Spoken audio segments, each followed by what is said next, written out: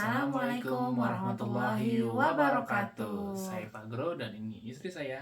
Buya, selamat datang di rumah Groya. Alhamdulillah. Kita mau ngomongin apa malam ini? Kali ini kita mau ngebahas terkait ada yang bertanya konsultasi masalah keluarga. Insya Allah nggak disebutin namanya ya, jadi kita tidak, mudah-mudahan tidak termasuk membuka aib.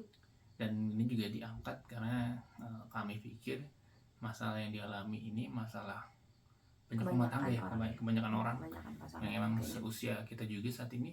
Jadi ya semoga ini bisa membantu yang bersangkutan dan juga membantu teman-teman yang mungkin punya masalah yang sama atau mirip gitu ya istilahnya. Bukan secara konsep, jadi maksudnya secara garis besar itu permasalahannya itu mirip. Jadi mungkin aku mulainya dari cerita seseorang ini dulu ya. Kita sebut saja dia Mawar. Gak ada nama yang lain Bu? Gak ada nama yang lain ya. Baik, teman-temanku ini seorang perempuan, latar belakang lah ya. Kalau laki-laki gue pertanyakan ngapain curhat? Oh iya ya, temanku maksudnya tadi sambil mikir beliau tuh gimana ya kesehariannya. Beliau perempuan, dibesarkan latar belakangnya itu dari keluarga berada ya. Dari keluarga berada. Terus ayahnya itu maksudnya dari dulu masa kecilnya gitu ya, tidak dekat dengan ayahnya. Kemudian sekarang posisinya sih sudah tidak bekerja. Dulu seorang working mom, terus punya suami pasti dong. Punya suami, ya suaminya ini pedagang ya? Iya pedagang gitu, pekerjaannya belum pernah bekerja dengan orang lain, kerjanya pedagang. Jadi sama-sama bekerja. Ya saat pertama kali hampir 2 tahun ya, gitu posisinya. Sekarang nih sedang galau, sedang galau antara cerai, ya subhanallah ya, cerai atau mau balik lagi memberi kesempatan gitu ya, memperbaiki rumah tangga. Itu posisinya seperti itu. Apalagi apa nih ya, kira-kira yang dibutuhkan dalam cerita, dimulai dari mana? Jadi memang si Mbak Mawar ini, dia ini memang beberapa kali ya curhat ke kami gitu ya terkait pernikahannya. Karena gini teman-teman, kalau ada yang cerita yang masuk ke saya udah bilang ke teman saya gitu ya, ke temanku, ini aku ceritain ya ke suamiku karena aku butuh POV gitu ya, point of view, karena butuh dari sudut pandang laki-laki. Kan ini cewek sama cewek kan tau lah ya gimana kedua-duanya dibawa perasaan. Kadang perempuan tuh kalau cerita juga bukan minta solusi nih Pak sebenarnya. Kalau perempuan cerita tuh bukan pembenaran, apa sih, mengalirkan emosi gitu loh, butuh didengar gitu. Sebenarnya cukup di situ, tapi kan karena ini memang sudah lumayan genting ya. Kalau misalnya udahlah aku udah mau udahan aja, itu kayak gitu kan, kayak ya udah aku minta sudut pandang dari seorang laki-laki itu seperti apa. Makanya aku cerita, makanya suamiku banyak tahu. Dan memang soal terkait tadi cerita, nggak sembarang orang cerita ke kita terus kita jadiin obrolan diskusi, enggak. Tapi memang yang sekiranya nih ceritanya kok kayaknya sudah menjurus ke gawat yang memang perlu kita bantu gitu ya. Bukan cuma sekedar, kan beda ya antara curhat yang memang sekedar tadi mau melepaskan emosi sama curhat yang memang butuh solusi. Harus beda, karena emang udah genting gitu kayaknya. Dan tadi permasalahan kayak gitu. Permasalahannya jadi si suaminya ini pada kemarin ya, jadi sebelum pandemi okay, tidak ada masalah, tidak ada macam-macam. Bahkan dulu sebelumnya mau punya anak aja berjuang ya, berjuang punya anak, akhirnya sudah punya anak 2. Terus pas pandemi kita semua tahu itu terpaan ekonomi cukup besar, cukup dahsyat ya di semua sektor. Dan apalagi kan seorang pedagang ya kan sangat terkena sekali. Nah dari pandemi inilah, pandemi ini mulai cerita itu dimulai pas pandemi. Pas ketika pandemi, seingat saya itu si suaminya sudah mulai pernah mabuk, betul? Pernah minum-minuman, ketahuan minum-minuman, terus juga jadi ketahuan, setiap malam tuh istrinya pulang kerja gitu. Nggak perlu didetailin ya. Iya, pokoknya istri pulang kerja dia ada si suaminya mabuk-mabukan, judi online yang lagi tren, dia juga sempat melakukannya dan sempat beberapa kali menyatakan pisah, tapi jadi udah talak gitu. Jadi udah jatuh talak karena dibilangnya talak 1 ya. Itu talak 1. Soalnya istrinya tuh kirim screen capture gitu ya. Talak Ini halus, ya, mau dipulangkan ke mau orang tua. dipulang, kamu aku pulangin aja lah ke orang tua. Itu Itu kayak gimana? Itu udah jatuh talak ya. Dan setelah jadi intinya gitu, dia udah mabuk terus juga judi online, terus apa namanya ya, karena judi online Jadi kasar. terlilit hutang, Terlilit hutang, terus Terlilit jadi hutang, kasar sama anak-anak. jadi kasar, Jadi gampang marah gitu ya. Hmm. Jadi anak-anaknya sampai takut gitu sama beliau. Akhirnya ya udah nih, gimana ya menurut kamu gitu. Kan posisinya perempuannya masih bekerja. pada saat itu Perempuannya Tuh. masih bekerja. Kemudian 1 tahun kemudian itu perempuannya masih ngasih kesempatan tuh, masih kayak gitu, masih terus apa namanya, karena perempuannya bekerja otomatis kan dia udah kehabisan modal nih Betul. untuk berdagang karena kena imbas pandemi. Dipakai modal, dikasih modal sama perempuannya dari hasil bekerjanya itu kan. Nah terus ternyata kayak diberi kesempatan lagi gitu kan, kemarin kan udah ketahuan macam-macam itu kan yang udah dilakuin itu. Nah akhirnya diberikan kesempatan lagi, ternyata dikecewakan lagi. Betul. Dikecewakan sampai ya orang tua kedua belah pihak pun akhirnya ikut campur.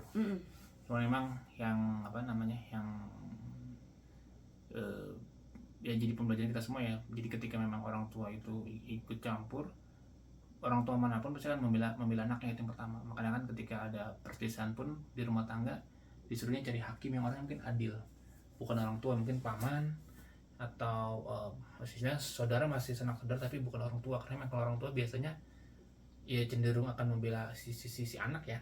Nah, bagaimanapun kondisinya. Makanya kemarin cerita sampai kedua orang tuanya pun ikut campur pada akhirnya dan menimbulkan suasana yang semakin tidak nyaman.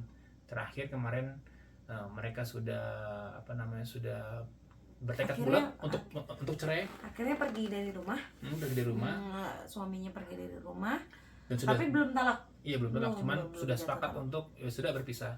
Tapi pas terakhir beberapa hari yang lalu ini belum, jadi perempuannya kan udah sepakat nih, udah sepakat, akhirnya mau ke pengadilan. Sudah ke pengadilan, sudah melihat persyaratannya apa, dan ternyata pengadilannya itu bilang karena suaminya pergi kan, harusnya meninggalkan rumah itu butuh waktu 6 bulan buat proses ngegugat itu. Iya, makanya kalau itu mah nggak usah diceritakan, intinya sama-sama sudah sepakat mau bercerai, tapi pas terakhir dalam proses ini maksudnya ceritain itu karena dalam proses menunggu ini sudah sepakat mau bercerai, terus tapi terakhir akhirnya pengen mencoba berdamai lagi ya, mencoba untuk perbaikan lagi. Karena dari sisi perempuannya semakin kesini makin ternyata beda ya antara pertumbuhan kembang dan anak, antara saat ayahnya hadir di rumah dengan yang tidak ada di rumah gitu. Itu beda, jadi mengkhawatirkan itu ucapan. Karena terkadang apa yang diucap ya nggak sesuai dengan perbuatan ataupun yang memang sebenarnya sikap apa ya, rasa yang memang menjadi kekhawatirannya. Jadi kan memang waktu itu sempat ketemu langsung sama si mbaknya, dan di situ emang saya melihat ya istri ngobrol langsung, terus juga bawa anaknya, dan memang dari sisi anaknya memang dia membutuhkan perhatian seorang ayah ya, dari kehilangan ya dari kamu ya, dari sosok kehilangan seorang ayah. Sempat interaksi sama anaknya langsung, karena bermain sama anak kami ya, jadi jadi kelihatan ya jadi memang perbedaan. Cuma memang masalahnya yang jadi masalah itu sebenarnya dari pihak masing-masing itu adalah masing-masing itu punya ego. Baik itu pihak yang saya lihat gitu ya, yang masing-masing pihak itu punya ego, baik itu dari segi suaminya, baik itu dari segi istrinya. Dan memang ya karena mereka punya latar belakang, sang istri dulu pas pada saat kehidupan sebelum menikahnya juga orang yang berada seperti itu kan, sangat berada, orang yang berada, dan juga ketika itu dua-duanya bekerja, dan memang satu walaupun dia pedagang juga itu bisnisnya lumayan karena memang maju. Iya, maksudnya bisnisnya cukup besar ya. Bisnisnya cukup besar ya, karena mungkin teman-teman pejuang punya anak promil tahu lah program promil itu biayanya berapa, dan mereka sanggup untuk membiayai itu. Jadi sudah kebayang ya sih, latar belakang ekonomi nggak jadi masalah. Cuma ketika pandemi ini tiba, jadi si suami kehilangan mata pencahariannya, tapi sang istri tetap terus bekerja selama setahun seperti itu, yang akhirnya tadi suami bilangnya jadi lebih kasar dan sebagainya, karena mungkin merasa sebagai seorang suami nggak bisa menafkahi lagi ya, karena yang menafkahi itu adalah si istrinya pada saat itu kondisi bekerja. Setelah itu setelah 1 tahun pandemi, dua-duanya akhirnya tidak bekerja ya. Ketika 1 tahun terakhir ini. ya 1 tahun terakhir ini dua-duanya tidak bekerja, yang pada akhirnya kehidupan ekonominya ditopang oleh orang tua, keluarga dari si Perempuan. pihak perempuannya. Jadi memang ya dua-duanya Akhirnya kembali lagi kan sekarang laki-laki pergi. iya pergi pulang ke rumahnya Pulang kan. ke rumah suaminya, pulang ke rumah orang Ke orang tuanya. tuanya, Terus yang perempuannya juga karena memang jodoh sendiri, terus Betul. kebutuhan juga sudah tidak bekerja, kebutuhan tidak bisa dipenuhi, akhirnya balik juga ke rumah Betul. orang tua. Nah, Nah, sekarang itu di rumah orang tua, tadi udah sepakat nih. iya, Udah sepakat buat tadi pisah. terkait tadi jadi ceritanya begitu, setelah 2 tahun dua-duanya udah Sama-sama posisi tidak posisi bekerja, tidak tidak ada bekerja, pemasukan. tidak ada pemasukan, akhirnya tadi sudah kembali ke keluarga masing-masing dan berpikiran untuk kembali rujuk. Dia nanya kan, nih pertanyaan terakhir itu adalah ini yang harus dipatuhin siapa nih, orang tua atau suami. Dan bukan saya bilang ke Bu ya bahwa apapun yang dipilih itu dua-duanya punya konsekuensi di mana ya kita harus bersabar dengan pilihannya masing-masing, apakah nurut apa kata orang tua yaitu bercerai, ataukah nurut kata suami ya, masih suami ya karena masih bertolak satu untuk kembali rujuk. Dan di setiap pilihan itu dia punya beberapa pertimbangan, cuman yang memang paling dasar itu Belum jelas, jadi yang paling dasar yang saya garis bawahi adalah dua orang ini sama-sama egois. egonya tinggi ya. Egonya tinggi. Yang satu merasa sudah melakukan yang si lakinya sudah melakukan banyak hal untuk mencoba menafkahi, walaupun mungkin tadi istilahnya gagal ya, ataupun caranya yang salah, ataupun istilahnya ya intinya mencoba menjadi seorang suami yang baik gitu dengan memberikan nafkah. Dan di satu sisi yang istrinya pun egois karena tidak melihat situasi dan kondisi, karena memang tadi kebayang ya, punya 2 anak, dulunya berada, sekarang tiba-tiba dulunya nggak ada pekerjaan, akhirnya di rumah istilahnya tidak bisa, masing-masing tidak bisa menyesuaikan diri dengan keadaan. Yang si laki-laki tidak bisa menyesuaikan diri mungkin karena dulunya pedagang ya, bos, punya banyak, jadi belum terbiasa kerja sama orang atau kerja apapun itu belum atau enggak terbiasa. dia sudah lupa caranya buat berjuang dari nol lagi gitu kan. Jadi misalnya entah kerja sama orang, entah kerja apapun itu, kadang-kadang masih mungkin ada gengsi gitu kan, karena kan gue dulu juragan gitu, masa juragan sekarang turun gitu gitu sebagainya, kastanya gitu. Terus juga ada keterbukaan kepada istri ataupun kepada keluarga terdekat, jadi terkait hutang piutang, terkait judi online tadi ya. Mbak Mawar ini itu tadi maksudnya kalau dari keluarga Mbak Mawar bilangnya itu kenapa ya udahlah kalau kayak gitu urus aja pengadilan, karena nggak pernah terbuka soal keuangan sejak dulu. Nah makanya, tapi yang perlu digarisbawahi adalah bisa jadi si suami ini tidak terbuka karena ketika ada sebuah informasi yang terbuka sedikit pun, si istri tadi dengan egonya belum bisa menerima keadaan. Jadi kebayangkan kadang-kadang kenapa kan sekarang lagi terkenal tuh laki-laki tuh diam-diam tidak pernah bercerita gitu kan. Misalnya ada itu semacam generalisasi semacam itu intinya sih ada agenda di baliknya, yaitu ceritanya panjang lebar, nanti nggak dibahas. Intinya sih si laki-laki ini mungkin dia kenapa nggak cerita karena tadi bahasanya untuk memenuhi kebutuhan sehari-hari aja itu udah pusing kan, si istrinya udah bikin si istrinya itu udah goyang lah, marah-marah, udah sebel, udah istilahnya emosinya udah nggak stabil. Itu hanya bicara soal memenuhi kebutuhan sehari-hari. Kan teman-teman tahu ya, kalau yang pebisnis pedagang ketika rugi itu nggak mungkin, namanya pedagang atau pebisnis rugi itu nggak ada hutang, itu nggak mungkin. Yang namanya pedagang itu ketika rugi bangkrut pasti meninggal hutang. Nggak ada pedagang atau pebisnis yang bangkrut tidak meninggal hutang, tuh nggak ada. Jadi masih mending nol lagi minus gitu. Iya, maksudnya andai kata pun itu bangkrut ya, dia bangkrut cuma satu bisnis tapi dia biasa punya bisnis yang lain. Makanya ketika pebisnis atau pedagang itu bangkrut itu nggak mungkin nggak minus, pasti minus. Karena apa? Karena ada bahan baku yang nggak laku kejual. Iya kan, ada biaya operasional yang sudah terlanjur berjalan dan harus dibayarkan. Operasional, bahan baku sudah dibeli tapi kan nggak terjual. Sedangkan karyawan ataupun sudah ada produksi, sudah bekerja selama mungkin berapa hari, berapa minggu, itu harus dibayarkan kan. Nah itu kan otomatis nggak mungkin nol dong, minus. Dan mungkin tadi akhirnya nggak diceritakan, punya hutang, mencoba menutupinya dengan judi online, yang pada akhirnya malah apa namanya, makin kelilit ya. makin kelilit gitu ya, makin kelilit, pusing.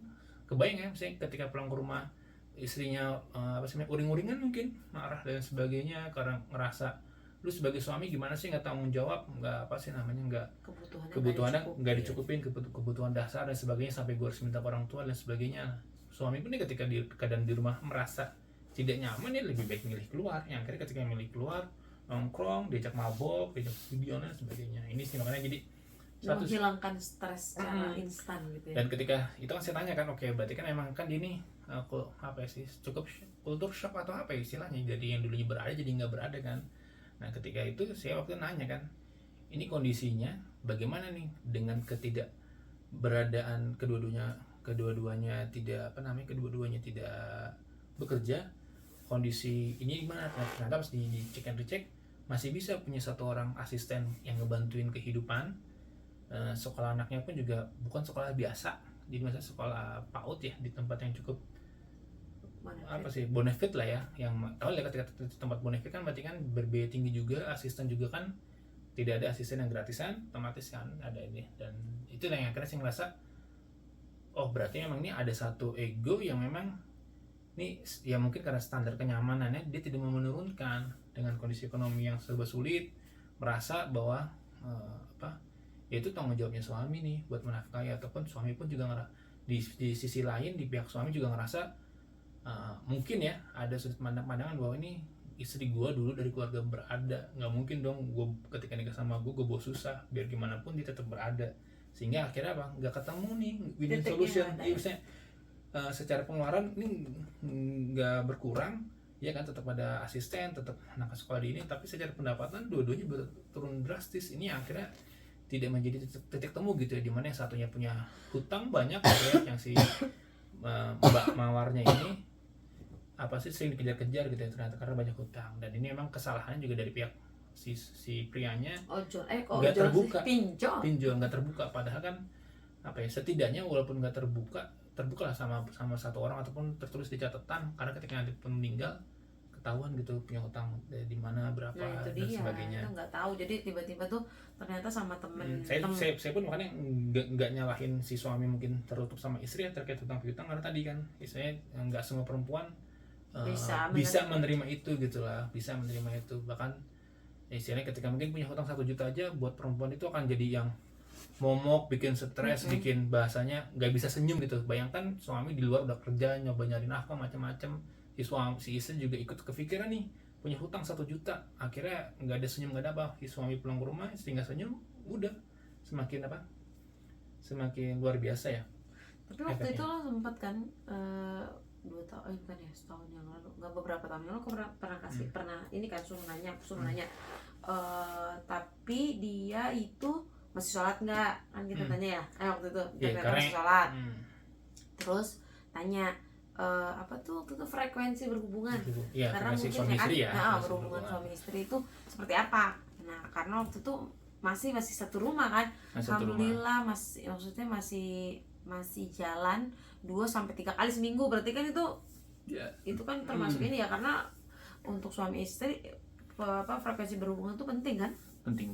Jadi makanya pada saat itu kan masih permasalahan tidak seruncing sekarang. Karena kan setahun dia dua-duanya tidak bekerja, yang tadi saya bilang secara standar hidupnya ini tidak ada yang menyesuaikan nih.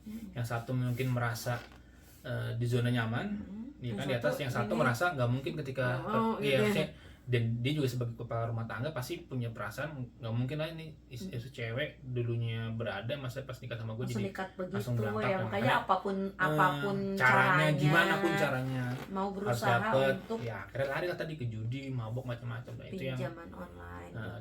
Dan yang masih saya garis bawahi adalah si suaminya ini pun nggak ada selingkuh ataupun apa sih bermain perempuan ya, paling baru istilahnya mabuk juga ada dosa sih ya, mabuk dan juga tadi judi online ya. Tapi itu tidak ada hubungannya sama orang lain gitu maksudnya. Iya, maksudnya dosa sendiri. Dan itu yang kemarin akhirnya saya bilang ini dua-duanya harus egonya sama-sama diturunkan. Yang pertama itu dan ditilik lagi nih, dulu tuh nikah itu tujuannya apa sih, tujuan kalian nikah tuh. Tapi kan aku tanya juga tuh udah kan pertanyaannya ya kan pas pastikan kan kita ini ya, saat kamu mau ngegugat, mau cerai ataupun mau tetap bersama lagi, tetap harus tujuannya tuh karena Allah gitu ya. Iya. Jangan sampai cerai pun karena benci sama orang ya kan. Karena kalau seandainya gini, tadi kan kenapa akhirnya pas lagi nikah itu tujuan apa sih? Karena buat merefleksikan Mengingatin hari lagi. ini, bukan buat mengingatkan kan, Tapi buat merefleksikan lagi saat ini sehingga apa sih si Mawar ini dan si Masnya nggak ragu buat ngambil keputusan. Kira-kira di pernikahannya tujuan nikahnya itu tercapai nggak nih? Ketika memang di pernikahan itu kemungkinan tujuan pernikahan itu tercapai, pertahankan. Tapi ketika misalkan tujuan pernikahan itu tidak tercapai, ya sudah pisah gitu. Karena tadi tujuan apa nih?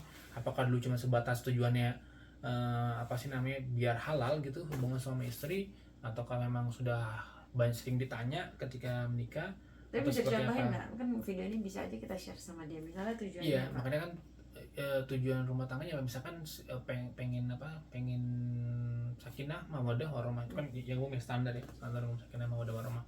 Nah ketika itu harus di breakdown nih, sakinah itu apa sih? Tenang kan, tenang itu minimal syaratnya apa? Saat dia ada di rumah kita tenang, atau saat dia pergi juga kita tenang. Iya, makanya kan tenang itu harus diperinci lagi. Misalkan apa sih ya, si suami sini cerita, gue merasa tenang ketika kalau kayak saya kan aku selalu bilang ke kamu kan, kalau aku lagi meluk dia tuh merasa tenang. Jadi dikasih tahu tenangnya aku tuh kalau begini, kalau aku marah nanti diginiin ya, kalau aku misalkan lagi capek diginikan ya, Minta maafnya tenang. caranya begini ya gitu. Nah, terus jadi kayak apa sih, tenang, terus sakinah mawaddah, Mawadah tuh cinta yang apa sih? bahasa Gairah, cinta gairah. berbeda. Nah bahasa cintanya seperti apa diungkapkan masing-masing kan punya ini. Dan kalau saya pribadi meyakini bahwa tadi kan frekuensi berhubungan suami istri, frekuensi sentuhan langsung ya, skin to skin ya. Ya saya selalu bilang sama istri kan, kalau sentuhan itu harus selalu skin to skin. Karena apa ya, karena waktu itu saya mikirnya nggak mungkin Allah melarang kita untuk tidak bersentuhan sama non muhrim gitu ya. Berarti kan pasti ada sesuatu yang dahsyat gitu ya. Maksudnya ada yang karena apa? Bersentuhan dengan non muhrim itu hukumannya seperti memegang bara api neraka. Seperti memegang bara api kan. Berarti kan dosanya sebegitu, otomatis akan ada ganjaran atau manfaat yang minimal setimpal gitu kan. Dan ketika diistilahkan memegang bara api, berarti kan itu kan sesuatu yang bisa kita rasakan nyata ya. Sekarang kan istilahnya yang dipakai seperti memegang bara api, berarti rasakan. Berarti kan otomatis selain dapat pahala di akhirat, pasti akan ada manfaat secara keduniawian yang dimiliki langsung gitu, langsung ada impact langsungnya. Ada impact langsung. Nah makanya tadi kan harus skin to skin, itu bahasa cintanya. Jadi harus apa sih, dikasih tahu bahasa cintanya apa. Terus kayak tadi kan contohnya kan gitu kan, kalau misalkan tadi kan yang pertama tapi tenang, sakinah tenang ya, tenang. Terus si suami tadi ngeliat bahwa ketika saya ngasih info soal beban kerja di kantor, ternyata si istri nggak bisa terima, nggak bisa nerimanya, bukan dari mulut ya, tapi dari sikap. Tadi dibilang kan ada hutang 1 juta, ada kepikiran, akhirnya secara jarang, susah buat senyum karena masih kepikiran jadi 1 juta itu. Jangankan masalah keluarga, temen cerita aja biasanya perempuan itu sampai ke bawah emosinya. Karena feminin tuh gitu, energinya tuh ikut. Iya, makanya capek gitu ke bawah. Jadi yang salah siapa? Kan otomatis dua-duanya nggak salah kan. Yang laki mungkin nggak salah menutupi hutang-hutangnya karena menjaga perasaan istri. Dan intinya karena dia juga mungkin butuh senyuman istrinya gitu. Karena kalau dikasih tahu istrinya jadi cemberut menekuk muka juga kan, dan puyeng. Iya, dia nggak punya supporting system kan. Dan istrinya pun nggak salah juga sebenarnya, pengen minta keterbukaan iya, nih. Cuman kan tadi apa sih namanya, kita harus siap kan ketika minta terbuka, kita harus siap dengan konsekuensinya dan sebagainya. Jadi sakinah mawaddah warahmah. Rahmah apa ya, jadi lupa. Kasih sayang. Iya, penuh dengan kasih sayang. Jadi kalau sakinah kan tenang, ada ketenangan tersendiri. Iya, kasih sayang. Mesti kalau saya nyebut kasih sayang ya berarti tadi kan dibicarakan kira-kira ini kayak kita biasanya beberapa minimal banget sebulan sekali itu harus ada ngomongin deep talk ya, ngomongin soal anak, keluarga dan sebagainya. Dan ini yang memang diperlukan. Makanya tadi cobalah ngomong lagi berdua tujuan pernikahannya apa, terus apa istilahnya ya saling terbuka. Atau soal tadi misalkan tadi mau sakinah mawaddah warahmah, maka diceritakan lah pengen sakinahnya apa, mawaddahnya apa, warahmahnya apa. Terus kan nanti kan berarti kan kita tinggal ada 2 pilihan tuh, mau tetap bersama suami atau bersama orang tua. Karena jadi sebenarnya penuh pikiran si perempuan ini, si istrinya itu adalah penuh dengan ketakutan itu lagi tadi Iya, ya. Ketakutan yang pertama, ketakutan karena apabila dia cerai, dia takut ada di rumah keluarganya, karena di rumah keluarga ini sudah tidak nyaman, karena otomatis beda ya ketika kita sudah menikah. Terus kita dengan keluarga tuh pasti bawaannya beda ya, karena emang ada adik juga, di kakak yang sudah menikah juga, ada orang ketiga juga, itu pasti udah beda deh suasananya. Terus ketakutan yang kedua adalah apabila dia kembali berusaha memberikan namanya kesempatan lagi nih kepada suaminya, itu takut dikejar-kejar hutang ini.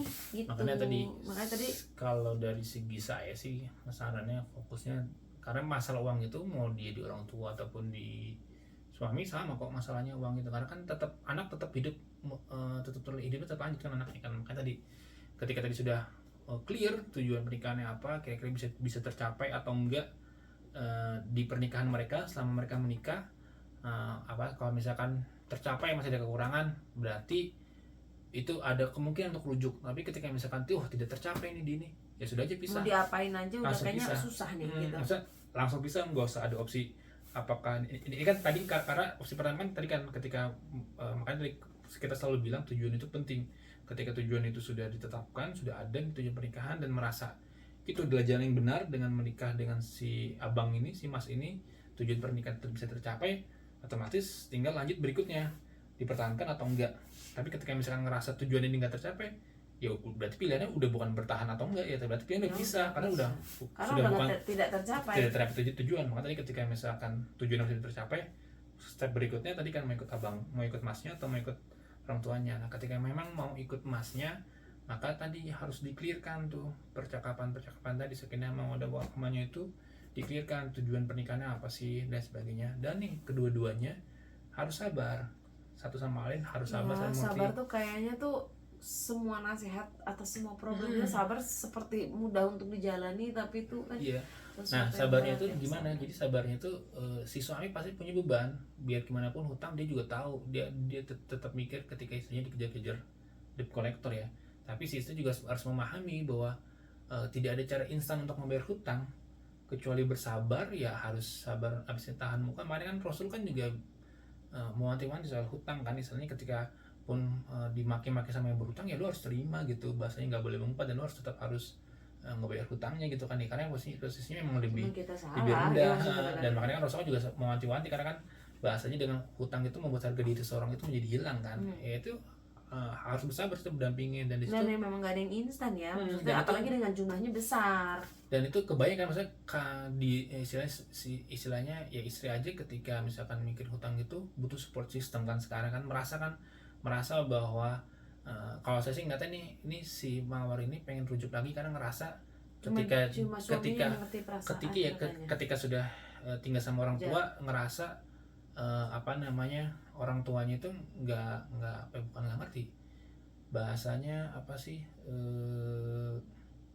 perempuannya menganggap orang takut menjadi beban untuk orang tuanya. Dan dia lebih ke arah ini sih yang kalau yang aku tangkap tuh dia lebih ke arah apa ya, intinya sih si orang tuanya ini sudah tidak bisa memahami lagi si wanitanya gitu ya, dan dia ngerasa ya masih lebih baik suaminya dalam memahaminya lah.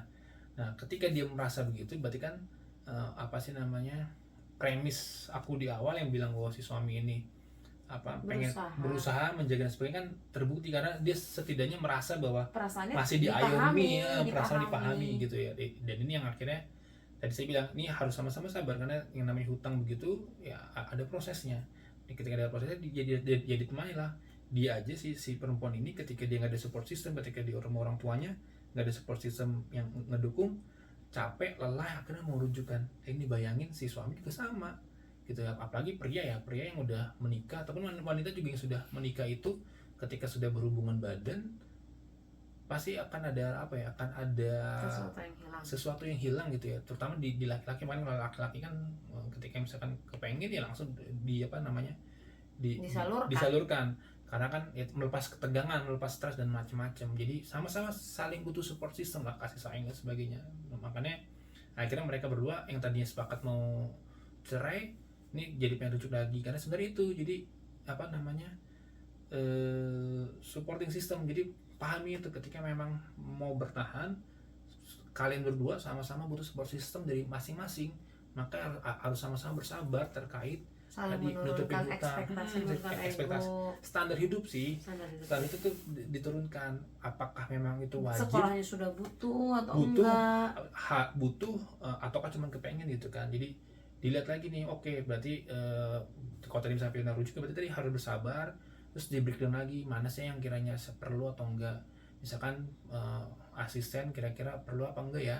Kalau misalkan asistennya ini beban pengeluaran nih nggak perlu, ya sudah tugas-tugas asisten itu dibagi dua lah, kerjasama suami sama istri. Terus lari lagi ke anak, tujuan anak punya anak itu apa, terus pengen punya anak soleh dan solihah itu kira-kira bisa nggak ya kalau disekolahkan di tempat yang tadi pada saat ini sekolah gitu yang benefit, kira-kira bisa apa enggak. Dan tanggung jawab mendidik anak itu di orang tua itu sampai usia berapa sih, apa benar tanggung jawab itu jadi tinggal dilimpahkan ke sekolah, institusi pendidikan. Nah itu harus dicari lagi, digali lagi, diskusi lagi dengan pasangannya, kira-kira seperti apa nih.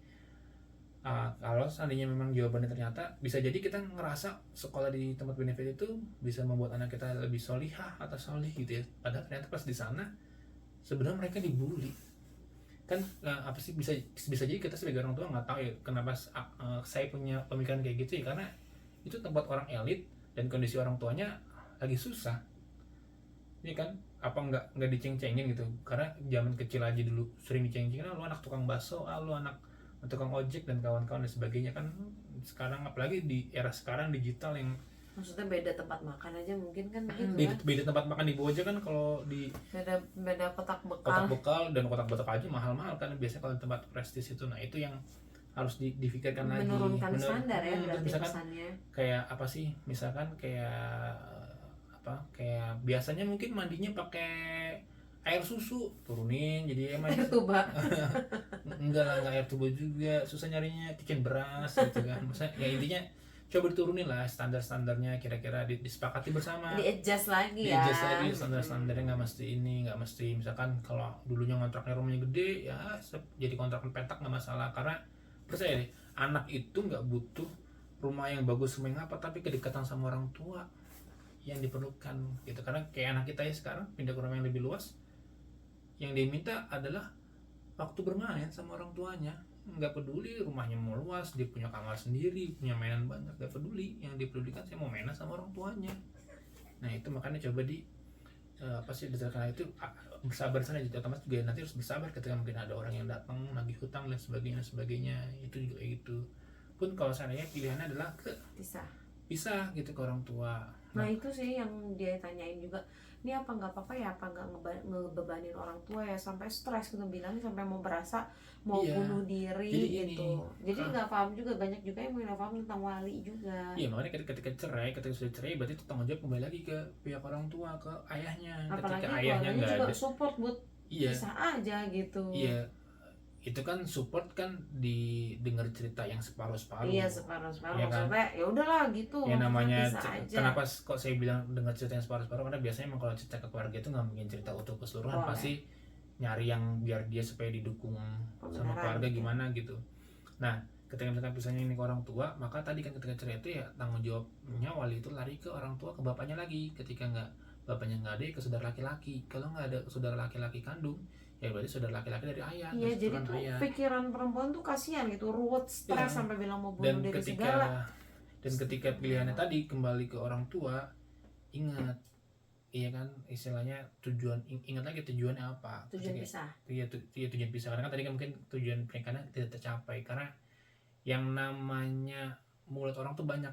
Kalau milihnya kembali ke seorang suami, ini mulut tukang tagih hutang datang nih, yang suka kalimat-kalimat tajam, ketika ke keluarga juga sama, pasti diomongin. Entah itu tadi misalkan diomongin ngebebanin orang tua lah, ngebebanin keluarga lah, dan sebagainya, pasti diomongin. Nggak mungkin nggak gitu. Belum nikah aja lo diomongin, kapan nikah? Udah nikah nggak punya anak aja masih diomongin, kapan lo punya anak gitu kan? Apalagi ini bermasalah gitu menurut orang. Sudah bermasalah dari rumah tangga, ya kan? Terus lari kembali ke rumah, terus nanti misalkan tadi nafkahnya balik lagi ke orang tua, terus tadi misalkan merasa beban dan sebagainya. Ya, sekali lagi yang pertama di-adjust lagi aja kebutuhannya seperti apa gitu kan, sekolahnya memang tujuan sekolah di situ tuh apa anaknya, terus asisten kira-kira perlu atau enggak, dan kawan-kawan. Jadi sama-sama di-adjust, jadi sama-sama harus sabar. Yang di satu harus kuping harus sabar ditagih debt collector, kalau yang di orang tua ya kuping harus sabar dengar omongan-omongan keluarga gitu. Itu sih karena kan yang ngebuat dia nggak nyaman di keluarga juga mungkin selain tadi nggak ada support system ya karena ada obrolan-obrolan selentingan dari saudara-saudara dan kawan-kawan yang paling berat biasanya buat diterima. Jadi sih intinya itu, balik lagi ke tujuan itu seperti apa kawan-kawan. Terkait kalau soal apa sih namanya judi online, terus soal mabuk-mabukan, ya langkahnya harus tobat si suaminya ini, dan pastikan ya tadi harus jadi apa ya, supporting system sih ya masing-masing, karena dua-duanya juga butuh supporting system. Kalau dengar ceritanya juga dari awal sih, memang dari awal pada saat saya dengar ceritanya saya menyaksikan si laki-lakinya yang salah ya, maksudnya yang perlu banyak perbaikan gitu, karena langsung dengar mabuk, dengar judi. Cuman pas semakin segini kok saya lebih condong ke pihak wanitanya nih yang perlu banyak kita rangkul buat perbaikan. Karena yang namanya perbaikan, yang namanya apa sih namanya evaluasi, kita nggak bisa berharap sama orang lain, kita nggak bisa berharap sama yang bisa kita lakukan, kita berubah di diri kitanya sendiri gitu. Mungkin ya karena kitanya belum berubah, jangan berharap orang lain berubah gitu. Kalau kitanya sendiri belum berubah gitu kan, karena ada istilahnya ya Allah nggak akan merubah suatu kaum lain sebelum kaum itu ya merubahnya gitu ya. Jadi berubah itu bukan sebatas diri sendiri gitu, tapi juga lingkungan. Kalau memang berubah itu sebatas diri sendiri, nggak butuh lingkungan, nggak akan ada kisah hijrah Nabi Muhammad. Nggak bakalan disuruh pindah gitu. Nggak bakal disuruh pindah gitu. Itu kan menggambarkan bahwa yang namanya perubahan itu lo dari buruk jadi baik itu pasti ada tantangannya. Kondisi yang lain itu perlu kesabaran, perlu macam-macam kan. Ketika dulunya nyembah berhala jadi masuk Islam juga kan tantangannya nggak sedikit kan. Akhirnya ketika itu dia sudah nggak sanggup hijrah, karena apa namanya ya begitulah. Terus aku juga baru ingat mungkin ya sedikit, ada yang kan mungkin yang posisinya suami bekerja, jadi kan keluarga tuh ada beberapa posisi ya, maksudnya ada beberapa kondisi. Ada yang suaminya bekerja, istrinya tidak bekerja, maksudnya bekerja secara nggak kerja di rumah. Atau ada yang suaminya bekerja, istrinya sama-sama bekerja. Terus ada yang mungkin suaminya nggak bekerja, ada yang istrinya bekerja, ada kan, ada kayak gitu. Nah jadi sebelumnya gitu ya, sebelum sering ribut, sering cerita soal udah makin runcing ini rumah tangganya seperti sudah di ujung tanduk. Jadi istrinya tuh sering bilang gimana ya, aku tuh pengennya nggak minta sama suami. Nggak minta sama suami, maksudnya secara kebutuhan gitu. Kalau dia kerja, aku tuh sekarang apa-apa ya pengennya sendiri. Emangnya udah bisa sendiri, aku tuh udah bisa sendiri buat ngebiayain anak-anak, udah bisa, terus beliin itu ya sendiri.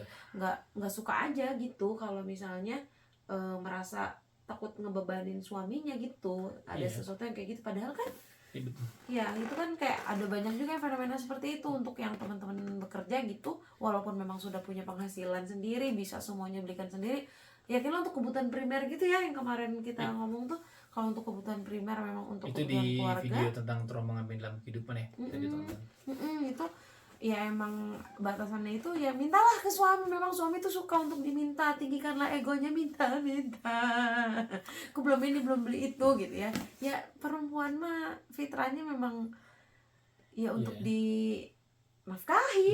Jadi ingat sih tadi kenapa akhirnya apa sih aku tuh berpikir bahwa yang bermasalah di perempuan yang tadi ya, salah satunya itu sehingga akhirnya aku punya asumsi bahwa si suami ini nggak cerita soal hutangnya karena masalah tadi yang akhirnya terjerat ke pinjol, terjerat ke mabuk-mabukan seperti itu. Jadi tadi kebayang kan misalnya teman-teman punya hutang nih, bisnisnya bangkrut, tutup, dia punya hutang, nggak tahu harus nyari mulai dari mana, nggak tahu isinya. Kalau yang bapak laki-laki pasti tahu lah, ketika lagi buntu gitu udah pikiran tuh udah gelap banget, udah istilahnya udah runyam gitu ya. Ditambah lagi ketika pulang ke rumah kondisinya tidak nyaman, tidak karena istrinya mungkin capek juga kan dari bekerja. Dan pada akhirnya pelariannya tadi ke mabuk, ke judi online, bukan pelariannya jadi lebih beribadah macam-macam kan. Itu kan tergantung pilihan tadi masing-masing ya, mau melarikan diri ke arah mana gitu kan.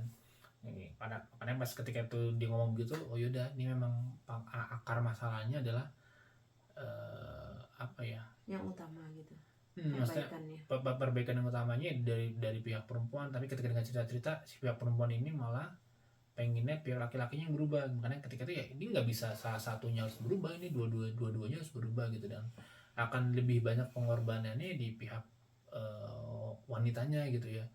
Dan ya dua-duanya ya harus sama-sama sering datang kajian lagi, coba memperdalami agama lagi gitu ya, terkait tujuan pernikahan Dan terus hak kewajiban suami istri macam-macam. tadi itu ya. Terus terakhir mungkin ya, sebelum terakhir, banyak juga teman aku yang bertanya apabila dirundung kegalauan seperti itu kan, aku bisa ngasih sarannya cara langit dulu ya, udah istikharah atau belum. Betul. Nah akhirnya udah istikharah belum, sakit temanku nih nanya, emang istikharah tuh gimana sih cara jawabannya, kok kayaknya aku habis istikharah malah makin bingung katanya gitu. Apakah seperti yang di IG gitu ya, cari buka Quran terus cari huruf kho, kalau kho-nya banyak jadi khoir, kalau atau huruf sin, sinnya banyak sar atau apa ya, sir gitu, artinya buruk gitu, nanti dipilih yang mana gitu. Nah itu kalau menurut kamu gimana istikharah tuh? Kalau tadi kan nggak berani, sampai sekarang posisinya si Mbak Mawar ini nggak berani ngambil keputusan nih, jadi ya udah nunggu aja nanti sampai ke pengadilan, bisa antara mau balik sama suami atau mau tetap tinggal di rumah orang tuanya, suaminya nggak ada, bingung terus. Dan setan tuh kan suka dalam keadaan abu-abu itu ya, setan itu akan mempertahankan keraguan terus itu. keraguan itu terus. Dan kalau dari aku ya, kalau aku sendiri sih, ketika pada prinsipnya nggak akan rugi orang yang istikharah, prinsipnya itu dulu. Apa hadis kan itu ya, tidak akan pernah rugi orang musyawarah, gini, tidak akan pernah merugi orang yang musyawarah, dan tidak akan pernah menyesal orang yang istikharah. Dan kalau dari aku sendiri, karena aku ngerasa bukan orang yang bertakwa beriman di tingkatnya dewa gitu ya, maka ketika istikharah aku nggak pernah memutuskan aku yang menjawab, nggak pernah. Tapi di doa istikharah itu aku selalu minta ke Allah, ya Allah, udah kalau emang ini baik dekatkan, kalau ini buruk jauhkan, tapi melalui perantara orang. Jadi bahasanya ketika istikharah, ikhtiar sudah, kan istikharah kan berarti kan titik tawakal, iya. sudah titik berpasrah, maka ya berserah. berserah kan, sudah titik berserah kan. Ketika itu sudah selesai, ya sudah, aku di situ lebih ke arah lebih ke arah pasifnya langsung. Ketika kedua sudah selesai pasif, nanti biarkan orang-orang yang menjadi harus pihak-pihak terkait itu yang akhirnya memutuskan. Kayak misalkan soal kerjaan lanjut atau enggak, udah aja di istiqorohin. Nanti tiba-tiba ketika memang itu harusnya udah, tiba-tiba datang ada tawaran kerjaan, berarti udah yang lama harus tinggalin nih. Terus kalau misalkan tadi istilahnya cerai atau enggak, karena kan takut salah nih ngambil keputusan, soal istikharah nih, misalkan tadi mau cerai atau enggak, sudah soal istikharah aja. Nanti pas sudah selesai soal istikharah kan Allah yang membolak-balikan, menggerakkan orang kan hati. Tiba-tiba mungkin si suaminya tiba-tiba datang ngajakin rujuk, ataupun nanti tiba-tiba orang tuanya ataupun mertuanya datang, yuk pertahanin aja rumah tangganya. Ya udah, karena ngerasa kalau diri sendiri, godaan setan tadi kan, setan maunya jadi setan itu sebenarnya ya udah ya, tanpa statusnya nggak jelas aja gitu, cerai bahasanya kan. Kalau tadi dibilang buka Quran, khair sama apa sih dan sebagainya, sir, itu kan kalau menurut aku sudut pandangnya kan itu kita istikharah tapi ngerasa tanggung jawab milih itu tetap di kita. Kalau ini mah udah gue serahin aja, bodo amat, terserah. Kalau aku tipenya gitu ya, maksudnya udah kasih serahin, karena ngerasa udah istikharah ya berarti masalah jawab ya atau enggak, bukan dia udah kasih aja. Atau bisa juga kalau aku ada juga dulu guru aku gitu, ustazah pernah nyaranin tuh begini, istikharah itu cuma sekadar seperti melapor diri gitu kan. Sebenarnya Allah mah maha tahu ya, jadi tapi kan ada suatu syariatnya gitu ya, doanya pun ada yang sahih itu, ada doanya, ya Allah apabila ini memang baik untuk kehidupan duniaku, akhiratku, dekatkanlah dan berkahilah. Tapi apabila ini tidak baik bagi urusan duniaku dan akhiratku gitu ya. Kan maksudnya bukan cuma dunia doang, mungkin pandangan kita tuh baik untuk di dunia, tapi di akhiratnya nanti belum tentu gitu kan. Nah, makanya itu jauhkanlah dari aku dan buat aku kuat dalam menghadapinya gitu. Jadi ya udah, jadi ketika kita sudah mengambil keputusan, jadi misalnya ada 2 keputusan nih, terus istikharahnya itu malah udah condong ke satu jawaban gitu. Misalnya untuk bersama, maksudnya tetap nyatu ya, bismillah istikharah, aku mau tetap jalanin ini, ya udah dijalanin gitu. Jadi istilahnya udah lapor gitu, ya Allah kalaupun nanti di depan tuh ada kesalahan, ada kan nggak ada jaminan tuh kalau bahasa seruan, nggak ada yang ngejamin dia bisa berubah atau enggak, dan nggak ada yang jamin juga sih tapi dia bisa berubah, siapa tahu dia berubah juga gitu. Nah tapi udah dijalanin, yang penting udah lapor gitu sama Allah, ada Iya. berkahnya Ini gitu. ada berkahnya, dan terus juga apa namanya, yang perlu diingat, selain ketika setan mengganggu di abu-abu, keraguan-keraguan, ketika sudah kita ngambil keputusan, setan akan mengganggu lagi. Coba dulu ngambil Iya, lagi, andai itu setan andai. masuk Nah, pintu andai itu, andai kan gue ketika nggak jadi memang misalkan tadi jadi udah cerai aja gitu ya. ketika misalkan memang udah nih, udah misalkan contoh nih ya, ini contoh habis istikharah ternyata apa sih namanya, Kulang lagi. rujuk misalkan. Oh rujuk nih, Rujuk rujuk. misalnya istikharah jadi hasil rujuk ya. Ketika nanti rujuk misalkan terulang lagi macam-macam, apa sih namanya, terus apa namanya, gimana gimananya, maka yang perlu ditekankan ketika emang itu sudah istikharah, maka ikat keputusan itu dengan doa.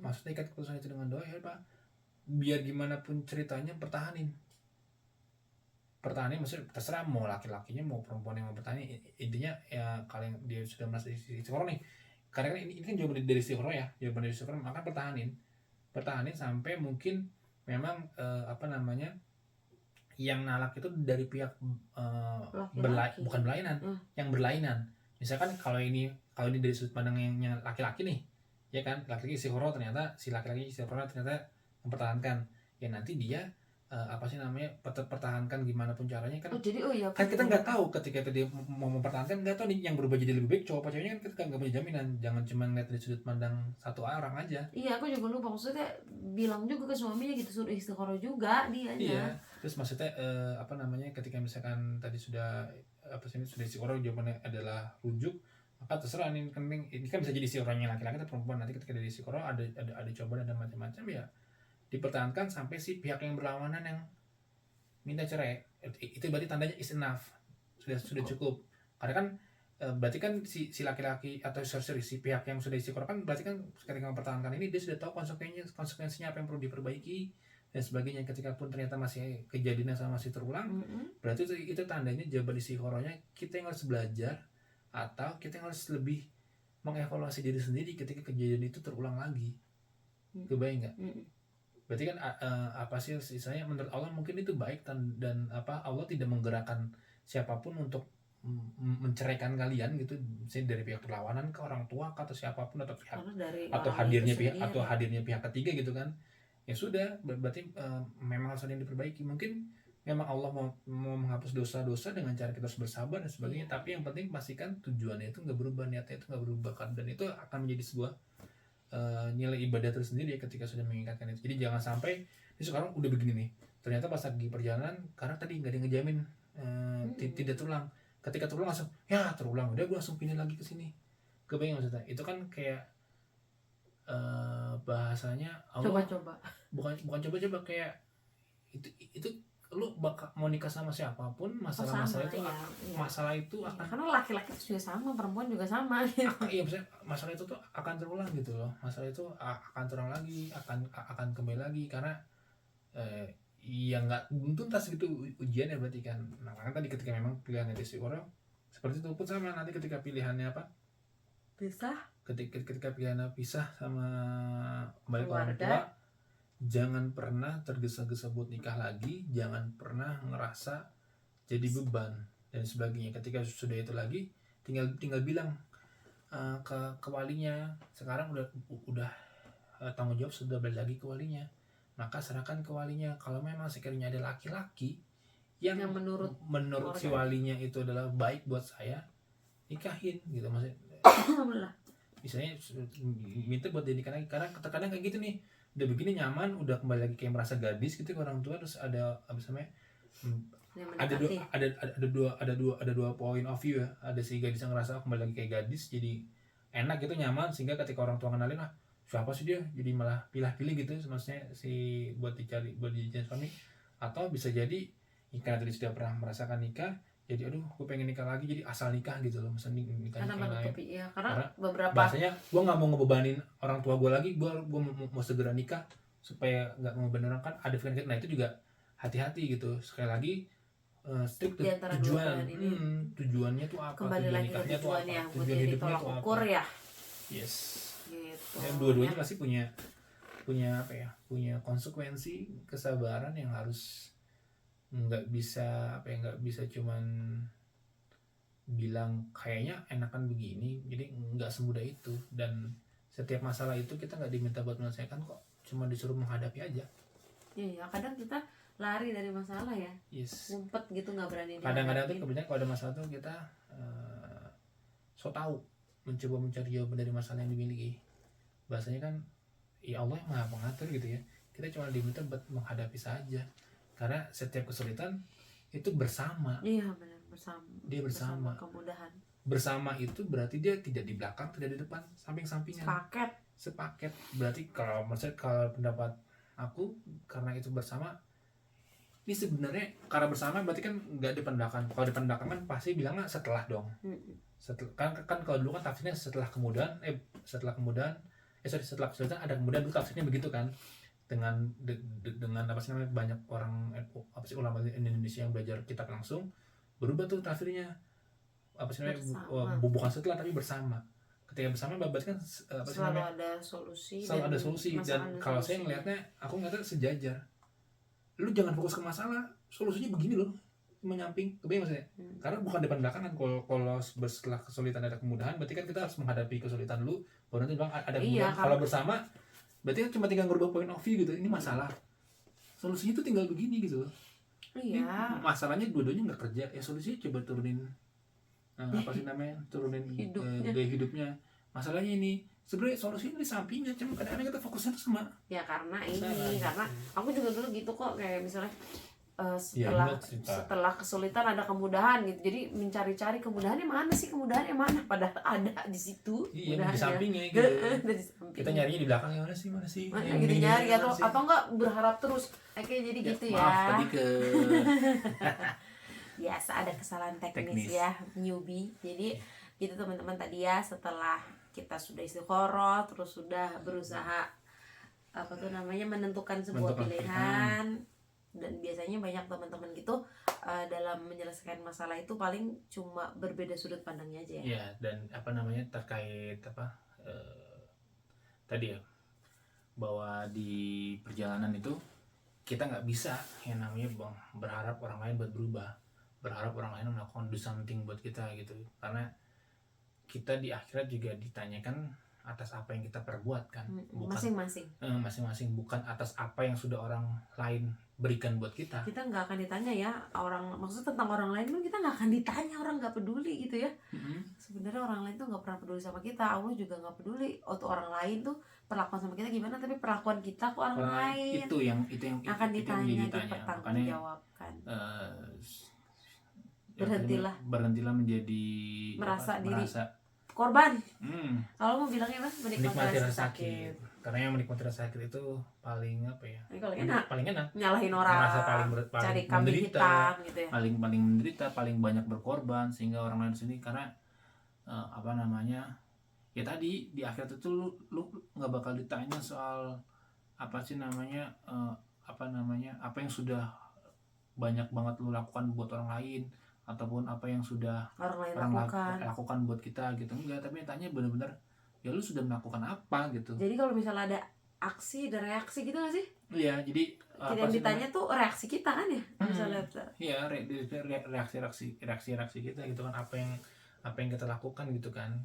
Karena apa ya ketika lu ngarepin orang lain tuh capek sih, ngadapin orang lain kecewa berharap sama Allah kan aja. Kata Ali bin Abi Thalib, tidak ada yang lebih mengecewakan di dunia ini kecuali berharap pada orang lain gitu. Jadi ya jangan berharap sesuatu atau hubungan bisa balik lagi kalau berharap untuk orang lain. Jadi masing-masing silakan. Pasangan yang berubah gitu, kita berharap pasangan kita berubah, tidak ya, harus saling memperbaiki diri lah.